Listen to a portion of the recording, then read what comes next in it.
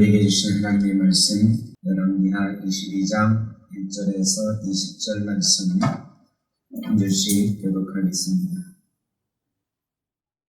요시야가 왕위에 오를 때에 나이가 8세라 예루살렘에서 31년간 다스리니라. 그의 어머니의 이름은 여디다요 보스갓 아다야의 딸이더라.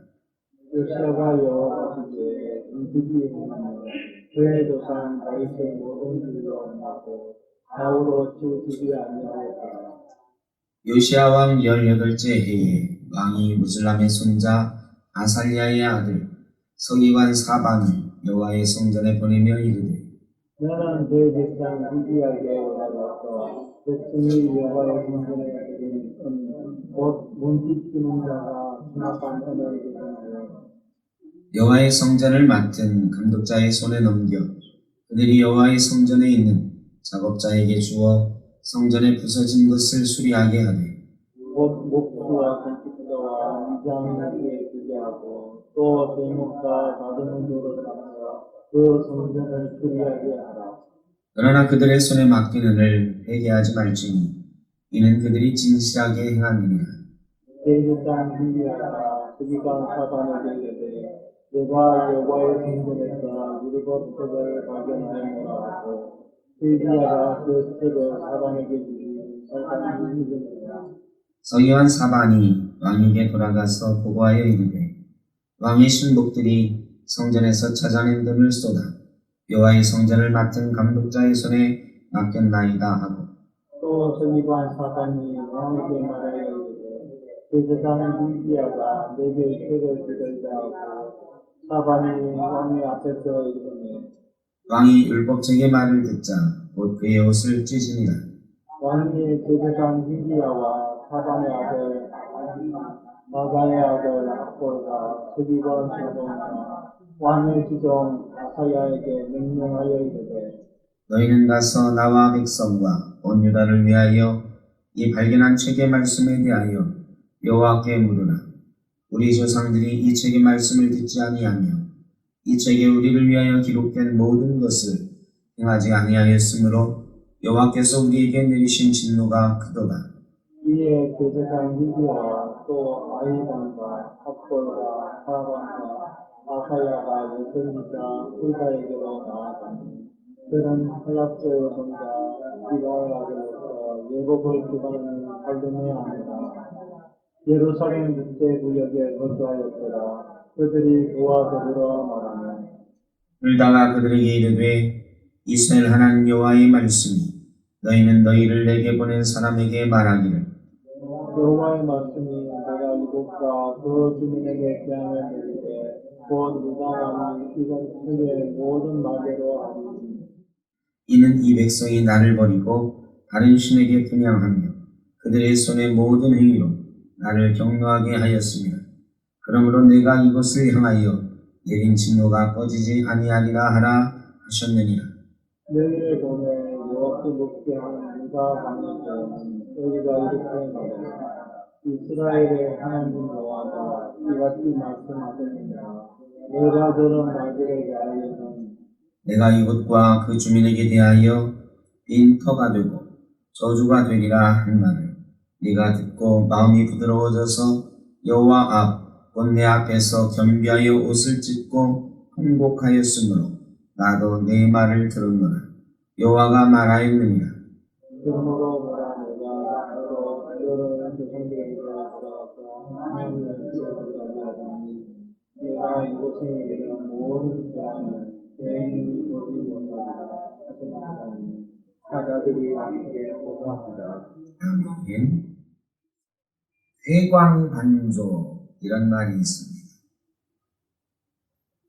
불이 꺼지기 전에는 잠깐 그 빛을 회복한다. 이런 거죠. 이스라엘이 이제 남북으로 나눈 뒤에 북이스라엘이 망했습니다. 그리고 남쪽에 유다가 남았는데 히스기야의 개혁이 있었지만 므낫세 55년 동안 나라가 망할 대로 52년 동안, 55년 동안, 므낫세 제위기간 동안 나라가 피폐할 만큼 피폐해졌습니다. 그의 아들 아몬이 2년 동안 똑같이 아버지와 함께 했습니다. 그래서 나라가 완전히 무너졌어요. 하나님께서 용서하실 수 없을 만큼 그 죄가 깊어졌고 이스라엘 온 백성이 죄악에 빠졌습니다. 이때 요시아라고 하는 사람이 어린 나이에 8살의 왕이 됩니다. 우리가 잘 알듯이 요시아는 종교개혁 이렇게 상징되는 왕입니다. 하나님의 말씀 가운데 이스라엘 백성을 다시 한번 회복시키려고 했던 왕. 요시아 시대에 잠깐 반짝합니다. 잠깐 반짝하고 얼마 있다가 요시아가 죽고 나서 나라가 망합니다. 그러니까 요시아 시대는 이 점점 다 타버려가는 이 불, 장작불에 휘발유나 기름을 이렇게 얹었을 때 갑자기 확 솟아오르잖아요. 그런 불꽃과 같아요. 어떤 분이 단 제목을 보니까 유다의 마지막 불꽃 요시아 뭐 이렇게 제목을 단 글도 있더라고요. 요시아는 유다의 마지막 불꽃이었어요. 이 캠프에 가가지고 수련회 같은 데 가서 캠프파이어 할 때 이 새벽에 불이 다 꺼져가잖아요. 그때 뭐 장작을 하나 더 넣든지 아니면 기름을 거기다 부으면 막 살아납니다. 그런데 꺼져가는 불은 어떻게 할 수가 없습니다. 얼마 있다가는 또 꺼지고 맙니다. 그게 마지막 불꽃인 거죠. 유다의 마지막 불꽃, 회광반조, 마지막 잠깐 빛을 내는 그게 바로 요시아였습니다. 불꽃은 한번 사그라들기 시작하면 다시 살리기가 참 어렵습니다. 교회의 불도 마찬가지입니다. 한번 사그라들기 시작하면 참 어렵습니다. 처음 부흥을, 처음에 놀라운 성장이나 불꽃은 한번 타오르기 시작하면 타올라갑니다. 그런데 이 불꽃이 사그러들었다가 다시 살아날 때는 이게 다시 살아나기가 만만치가 않아요. 확 살아나서 이 기름을 부은 것처럼 확 일어나는 경우는 있지만 다시 예전처럼 큰 불로 일어나기가 쉽지가 않습니다. 그러려면 계속해서 장작을 공급해 주셔야 돼요. 재료를 계속 공급을 해줘야 돼요. 교회나 나라가 기울어 가는데 다시 살아나려면 반짝해가지고는 안 돼요. 줄기차게 계속 공급돼요.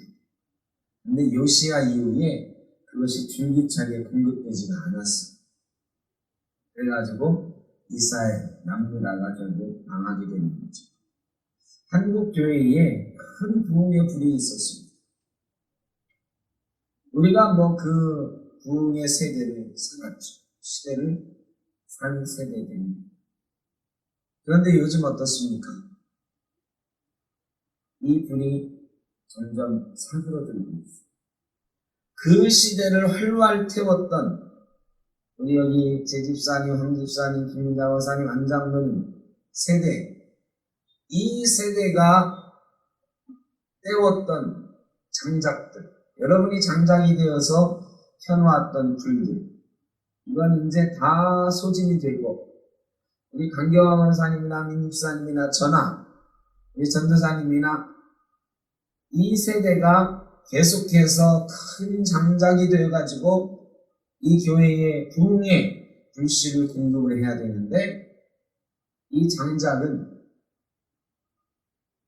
별로 많지가 않아요. 갈수록 장작이 없어져요.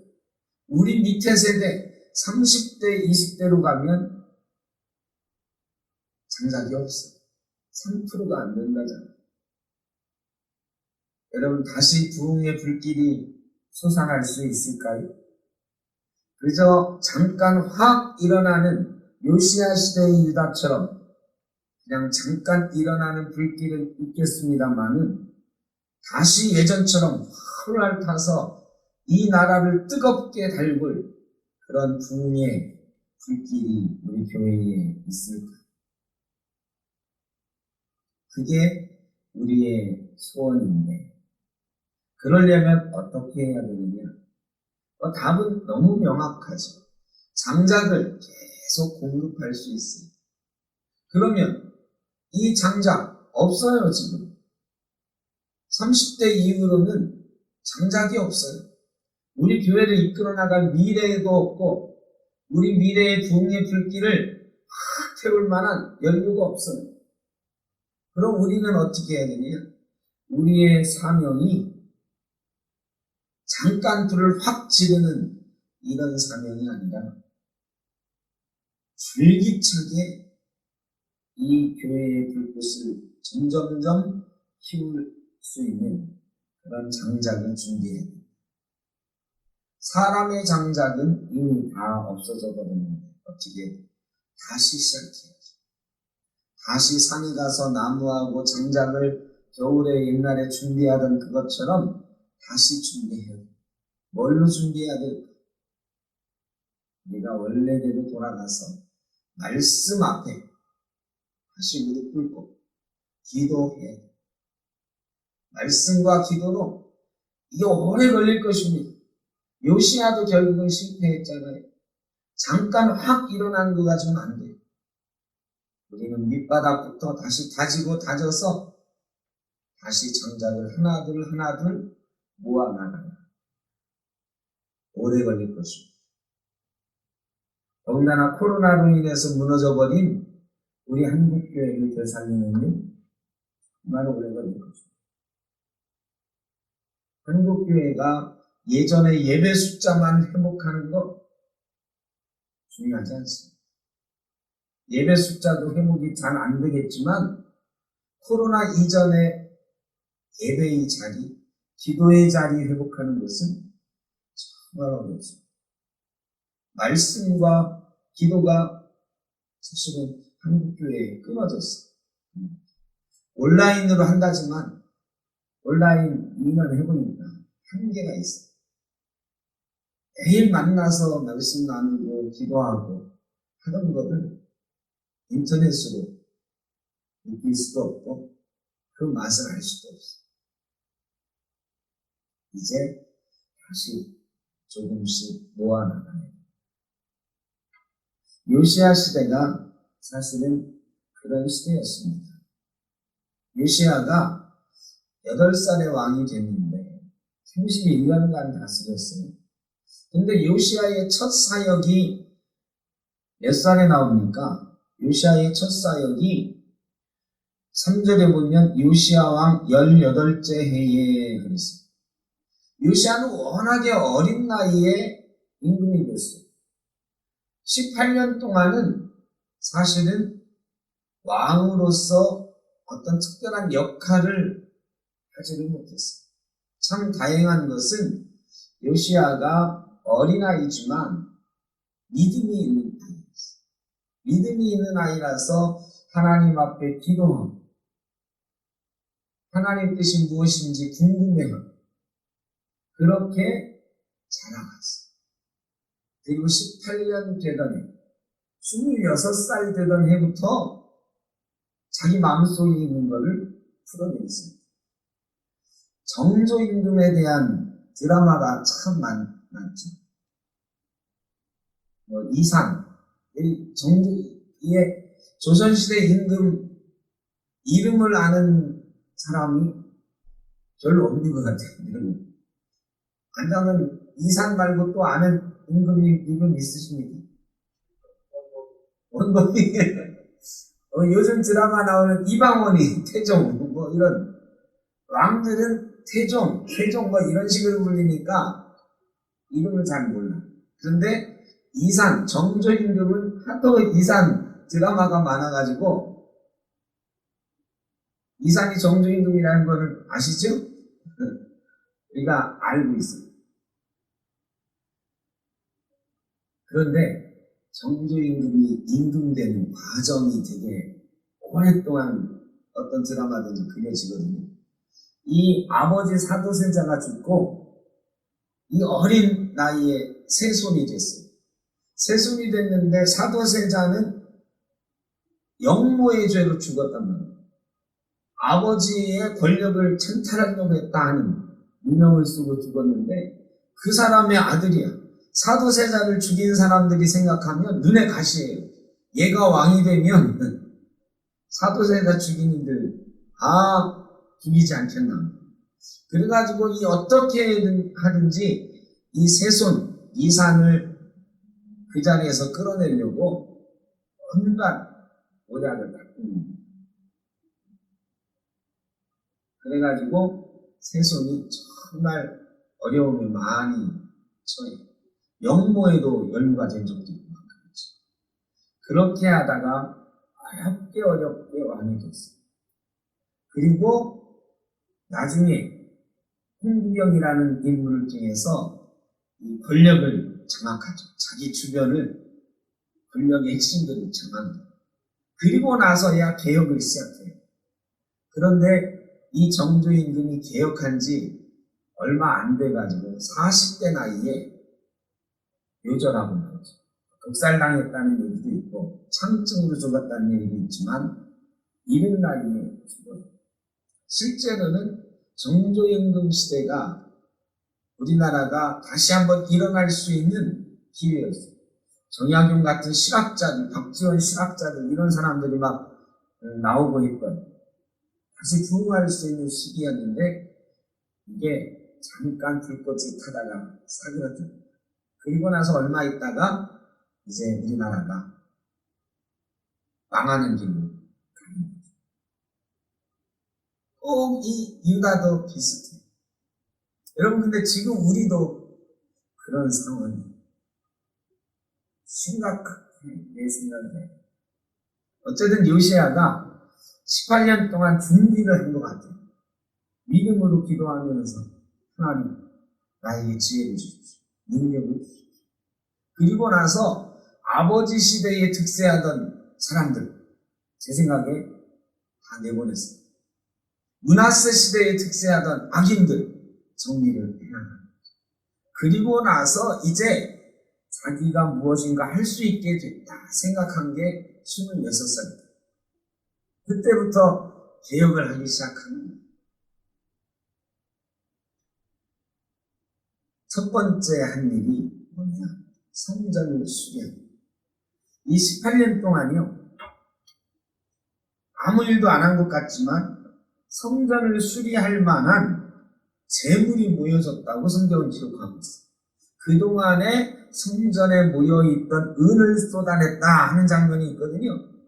이 18년 동안 요시야는 힘을 길렀는데 어떤 힘을 길렀느냐? 사람들이 성전에 왕이 계속 찾아가는 거예요. 성전에 가서 볼 때마다 뭐를 하느냐? 성전에 갈 때마다 성전세를 내는 거예요. 여태까지 성전세 안 내고 성전에 막 우상 세워놓고 막 그랬었거든요. 근데 요시야가 정치는 안 하는데 성전에 가가지고 은을 넣는 거예요. 임금이 있으니까 나머지 따라갔던 사람들 어떻게 해요? 따라갔던 사람도 넣어야지. 성전세가 부활했어. 성전에 은이 모이기 시작했어. 왕이 18년 동안 어린 왕이 가가지고 헌금을 하니까 주변에 안 하던 사람들도 하는 거예요. 여러분 이게 참 놀라운 일입니다. 성전에 재물이 모이기 시작했어요. 하나님께 드리는 재물이 생기기 시작했어요. 그 다음에 성전을 중심으로 나중에 쭉 사람들 이름이 나오거든요. 이 열왕기에 보면 이 믿음의 사람들이 별로 등장하지 않아요. 다 왕들 얘기만 거의 나오고 선지자만 나오거든요. 그런데 왕 주변에 같이 일할 사람, hil기야, 사반, 아사야 뭐 이런 사람들이 막 등장하잖아요. 18년 동안 왕이 믿음으로 신앙생활하니까 왕 주변에 사람이 생겨나기 시작했어요. 장조임금 주변에 홍구경을 비롯한 그 실학자들, 이런 젊은 그룹들이 막 모여들었던 것처럼 이 요시야 왕 주변에 믿음의 사람들이 모여 계십니다. 여러분, 어린 사람이라고 얕보면 안 돼요. 아무리 어린 사람이라도 하나님의 말씀으로, 믿음으로 기도하면서 해보겠다고 조금씩 움직이기 시작하면 하나님께서 사람도 보내주시고 재물도 보내주신 것입니다. 18년은 제가 보기에는 그런 시간이었다. 왜? 18년 동안 아무것도 안 했는데 18년 시작할 때 보니까 돈도 있고 사람도 있더라고. 18년 기도하면서 믿음으로 성전을 찾았던 요시야에게 재물과 사람이 준비되어 있었다. 여러분, 우리가 지난주에 재짓기도 했지만 참 부족하고 연약한 교회입니다. 사람도 많지 않아요. 코로나 때문에 반밖에 출석하지 않아요. 그런데 우리가 요시야의 처음 18년처럼 꾸준하게 하나님을 찾고 예배하고 기도하고 우리의 헌신을 하나님 앞에 보여드리면 하나님께서 우리가 알지 못하는 사이, 요시야가 뭐 그런 걸 기대하고 했겠습니까? 8살짜리가 뭐 그런 걸 계획하고 했겠습니까? 아니요. 계획은 없었을 거예요. 그저 하나님 앞에 나아가는 마음, 그거 하나로 나갔더니 하나님께서 채워주시고, 우리가 비록 적지만, 우리가 어린 요시야 같지만 하나님 앞에 우리의 자리를 지키며 나아가면 하나님께서 알지 못하는 사이에 우리 교회도 물질로도 채워주시고 사람으로도 채워주실 줄로 믿습니다. 역사는 그렇게 일어납니다. 보이지 않는 사이에 차츰차츰 하나님이 채워가십니다.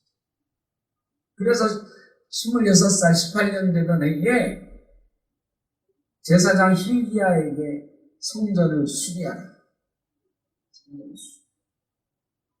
hil기야가 성전을 수리하는 총책임자가 돼가지고 수리를 하는데 재밌는 장면이 하나 나와요. 은을 쏟았어요. 이게 말이죠. 18년간 꽤 많은 돈이 모였으니까 성전을 수리하라고 한 거거든요.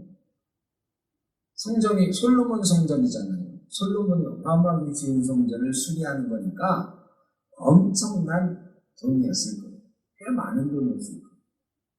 그러면 돈이 많으면 사람들 가운데는 반드시 저거 감독을 잘해야 됩니다. 저 돈이 잘 쓰여지는지 봐야 됩니다. 이런 사람이 있어요. 작은 돈 가지고도 뭐 그런 게 사람 심성인데, 근데 요시야가 그 돈은 회개하지 마라. 회개하지 마라. 이게 뭐예요? 그 돈이 어떻게 쓰여지는지 관여하지 마라. 이게 정말 쉽지 않아요. 제가 전도사 제일 처음 시작했던 교회에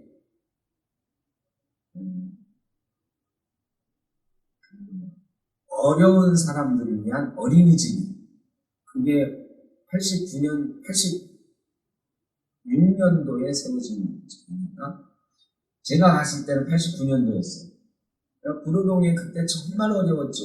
저는 그때 구로동을 자세히 돌아보지 않았는데 그래도 제가 구로동을 이렇게 돌아본 적이 있어요. 정말 어려울 때 닭장집이라고 하던 그 어려운 사람들, 애들 그냥 문 밖에서 잠궈놓고 일하러 나갔다가 막 사무도 나오고 하는 그런 집이 많았거든요. 그 어려운 사람들 위한 어린이집이 정말 그 당시에는 드문 일이었는데 생겼어요. 희망의 집. 그게 누가 세워졌느냐? 소망교회에서 줘줬어요. 소망교회에서 줘주고 그 희망의 집 총무 목사님이 매월 한 달에 한 번씩 소망교회 가가지고 보고를 합니다. 그 돈 어떻게 지어주신 거, 보내주신 후원금 이렇게 잘 썼습니다. 근데 이게 쉬운 일이 아닙니다. 이 지역에서는 이 지역에서 맞게 써야 되는데 강남 소망교회에서 보면 왜 돈을 그렇게 쓰나 싶은 게 있는 거예요. 그리고 또 하나는 그 어린이집 우리가 가서 봉사할게요 하는 거예요. 이 소망교회 집사님, 여집사님, 권사님들이 자기네가 돈 들여가지고 구로동에 뭐 이렇게 국제센터 같은 거 하나 줘놨는데 그 다른 교회가 지금 운영하고 있지만 우리도 가서 봉사하겠습니다. 뜻이 좋아요. 그런데 어느 날 이 원감 집사님이 보고를 하는데 이상합니다, 목사님. 제가 그때 전도사님. 이 사람들이 다 바뀌었어요. 봉사하러 오는 사람들이 다 바뀌었다고. 이 봉사라는 게 꾸준하게 한 1년, 2년 이렇게 해야 되잖아요. 근데 몇 달 지나서 금방 다 바뀐 거야, 사람, 봉사는. 어떻게 된 거냐고 물어봤더니 참 기상천외한 일이 생겼습니다. 사람들이 처음에 봉사하자 할 때 좋았거든. 그런데 몇 번 해보니까 이 강남에 잘 사는 사모님들이 와서 애들 막 이런 거 빨고 받아내고 이게 쉽지 않거든. 그러니까 어떻게 했을까요? 사람을 바꿔보는 거예요. 자기 집에서 일하던 아줌마들을 보는 거예요. 나 대신 가서 봉사하고. 그때 그 교회 목사님이 임명진 목사님이었어요. 불같이 생긴 분이거든요. 박선희 목사님한테 전화해가지고 이게 뭐 하는 짓이냐고. 돈 냈으면은 아예 상관하지 말라고. 사람들이 충격을 많이 받았어요. 봉사하러 온다 할 때 좋았는데 자기 집 파출부 보냈다 이 얘기 듣고 나서 아주 멘붕이었어요. 이런 사람들. 그래서 이 목사님, 박선희 목사님한테 다시는 우리 교회에 관여하지 말고 이 센터에도 관여하지 말고 이제 보고하지 않겠다. 손 딱 끊었어요. 이게 줬으면 알아서 쓰라 하는 거죠. 요시아가요 알아서 쓰라 했는데 거기에 있어요. 답이 있어요. 그 사람들이 진실이 행하니까 이런 거예요. 요시아 주변에 진실한 사람들이 많이 모였다는 거죠. 일하는 사람들까지도 다 봉사하는 마음으로 진실한 마음으로 함께 일하는 사람들이 생겼다는 거예요. 하나님께서 사람도 그렇게 세워주시는 것입니다. 우리가 18년 요시아가 믿음으로 준비했던 것처럼 지금부터 준비해 나가면 하나님께서 재물도 채워주시고 사람도 채워주시는 날이 올 것입니다. 그 날이 되면 우리도 다시 한번 성전을 수리하는 일을 시작하게 될 것입니다. 성전을 수리한다 이러면 예배를 회복한다.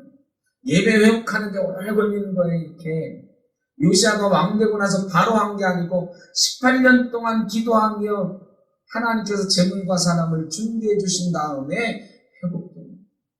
여러분 코로나 2년이지만 이거 회복되는데 어떤 미국의 전문가는 오늘 아침에 뉴스에 보니까 2월 말 되면 한국의 확진자가 10만 명 넘을 거다 뭐 이런.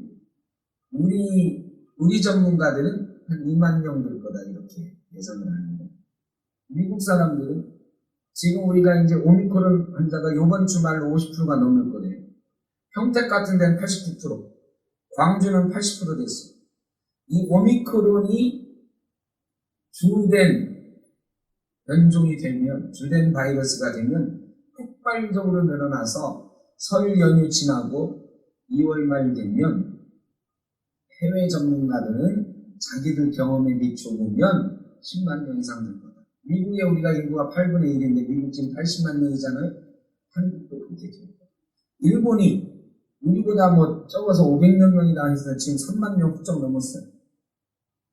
폭발적으로 늘어날 거다. 물론 증상은 4분의 1 정도고 뭐 그런 얘기는 있지만 어쨌든 언제 끝날지 제일 걱정하는 건 또 다른 병종이 생기니까 여러분 이 코로나가 언제 끝날지 모르지만 코로나 끝난 다음에 우리가 회복하는 기간은 그것보다 훨씬 많은 시간이 걸립니다. 끈질기게 기도하고 요시야처럼 성전을 찾으면서 하나님께서 필요한 재물과 사람을 쌓아주실 날, 우리에게 필요한 불쏘시개를 준비해 주신 날을 준비해야 됩니다.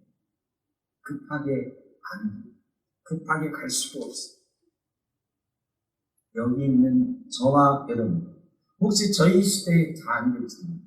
제가 이제 목회 15년도 채 안 남았는데, 제가 목회 은퇴하는 동안 예전에 한국교회의 모습이 회복될 수 있을까? 사실은 잘 안 될 것 같아요. 요시야는 18년을 기다렸어요. 우리도 믿음으로 오랫동안 기다려야 되겠습니다. 이런 우리의 모습 처음에는 너무 낯설었잖아요. 그래도 우리 교회가 사람이 많지는 않지만 이 자리가 그래도 꽉 차 보이는 그런 인원이 예배하고, 수요 예배가 한 20명씩 모여서 예배하고 했었잖아요. 새벽 기도도 한 10몇 명씩 모여서 예배하고. 그런데 이런 모습이 처음 봤어요.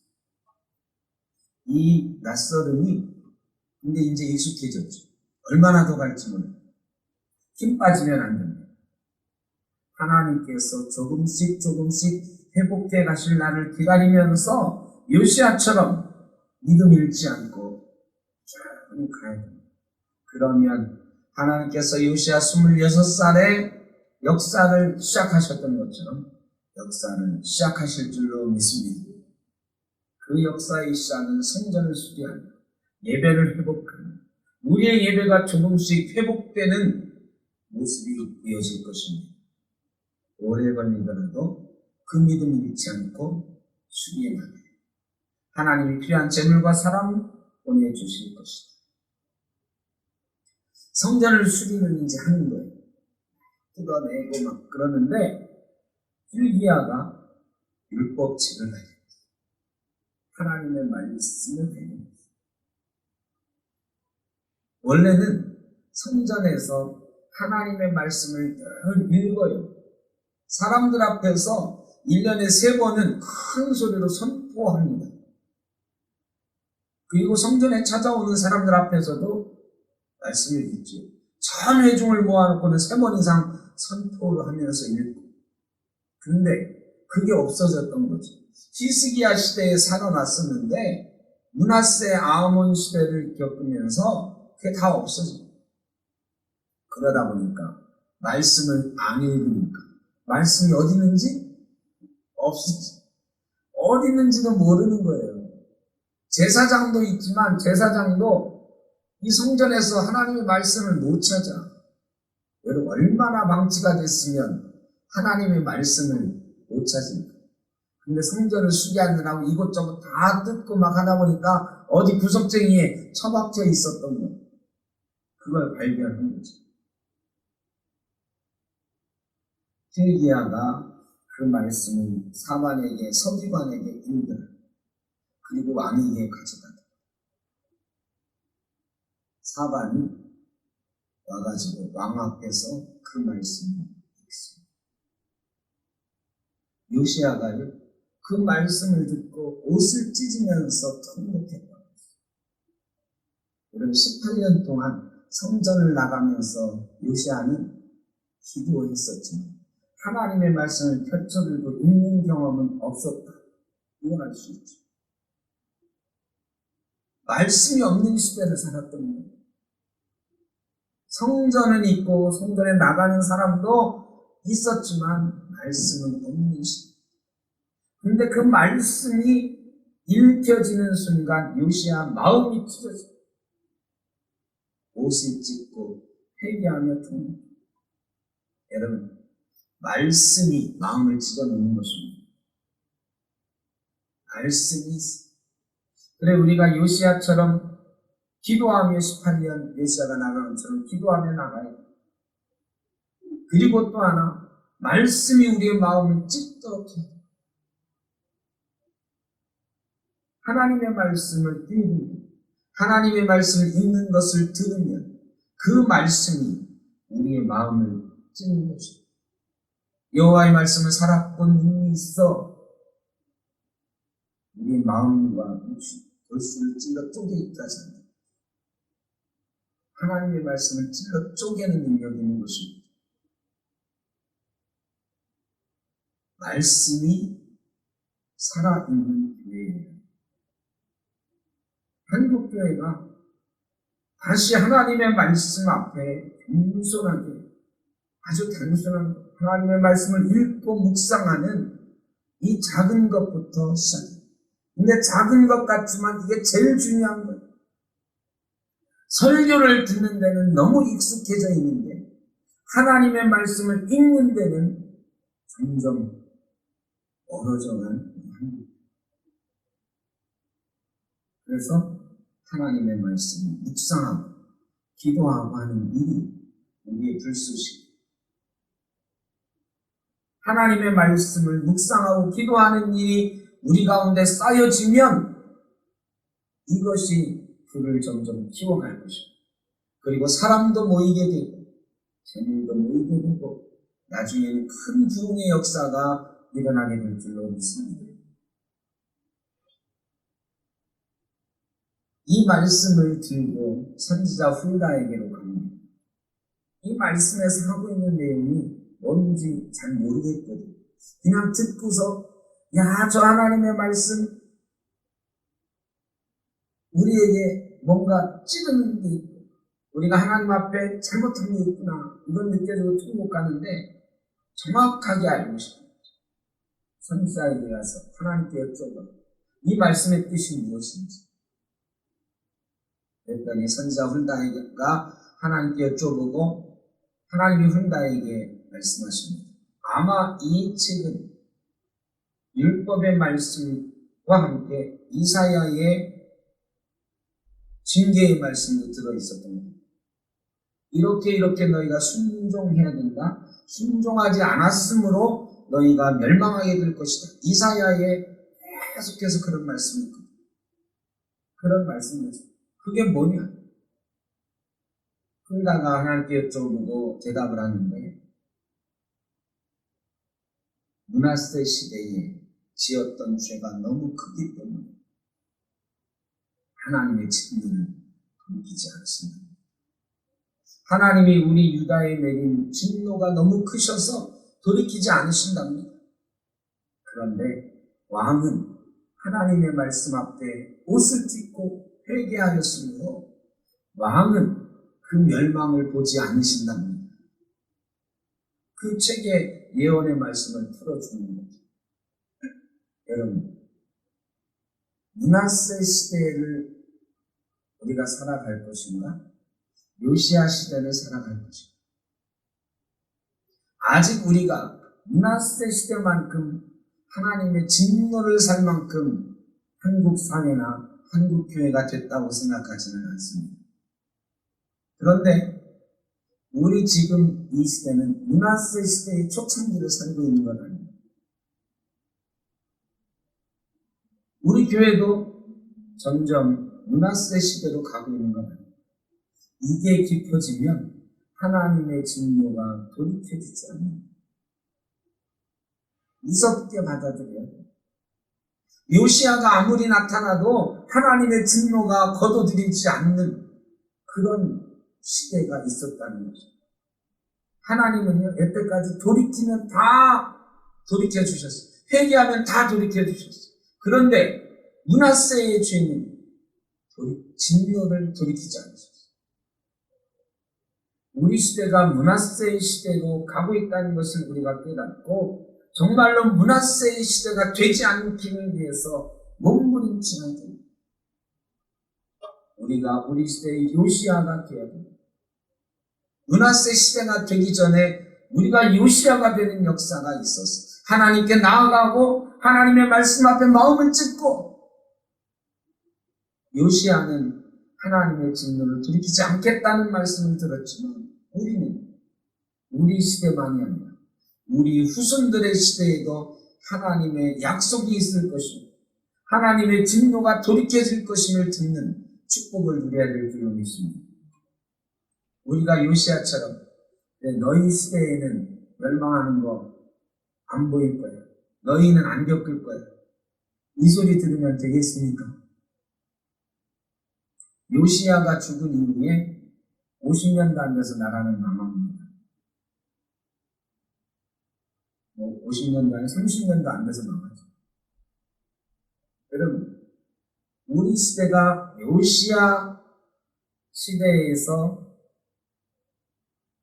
후손들도 구원받는 시대가 될 것인가? 아니면 므낫세 시대가 돼서 우리가 몸부림쳐서 우리는 살지만 우리 후손들은 죽는 시대가 될 것인가? 기로에서 이 코로나가 그런 의미에서 우리를 축복합니다. 우리의 적나라한 현실을 보여주고 있습니다. 이런 줄 몰랐지. 한국교회가 이렇게 나약한지 몰랐지. 우리가 이렇게 하나님 앞에 우리의 영이 쇠락해 있는지 몰랐지. 그런데 열심히 드러나고 있지. 우리가 얼마나 연약한 신앙으로 살고 있습니다. 이 시대의 등불이 되기는커녕 이 시대가 온갖 타락과 온갖 죄악으로 물들어 감에도 불구하고 우리도 더불어서 그 시대를 살고 있었다는 것 깨우쳐 줍니다. 이제 그 시대가 깊어가기 전 진노의 불 더 커지기 전 빨리 요시야처럼 하나님 앞에 나가야 될 줄로 믿습니다.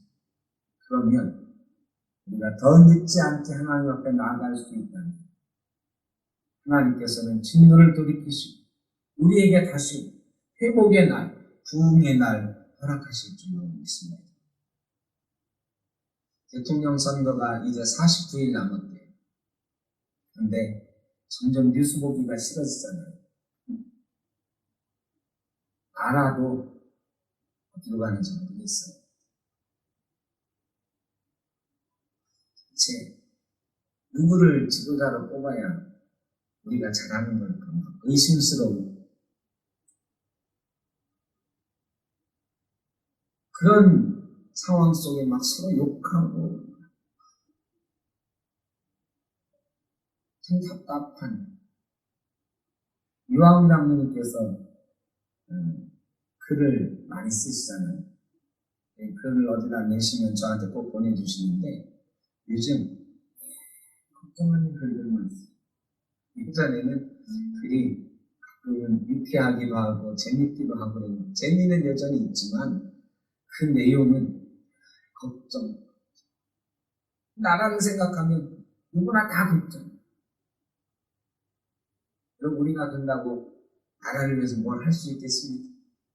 여러분, 나라를 살리는 건 대통령이야. 정치인들 절대 이 말이 없어요. 살릴 마음이나 있는지 모르겠어. 누가 살리느냐? 하나님께서 살리시는 것입니다.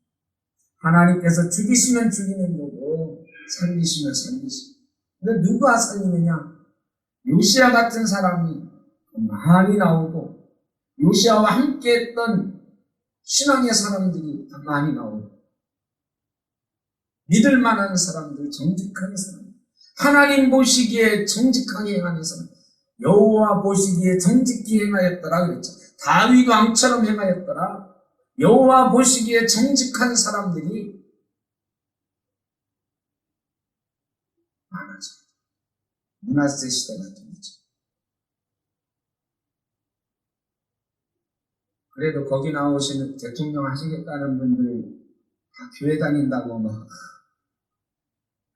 하시더라고요. 그런 신앙이 많아요. 정말로 하나님 앞에 요시야처럼 18년 요시야가 아무 말 없이 무릎 꿇었던 것처럼 하나님 앞에 무릎 꿇는 사람들이 나라를 살리는 것입니다. 정치인들 너무 욕할 필요는 없습니다.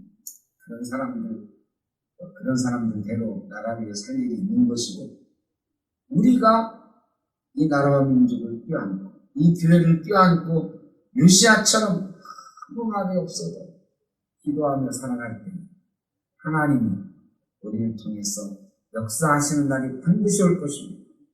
그날을 준비하는 저와 여러분 되시길 간절히 바랍니다. 기도하겠습니다.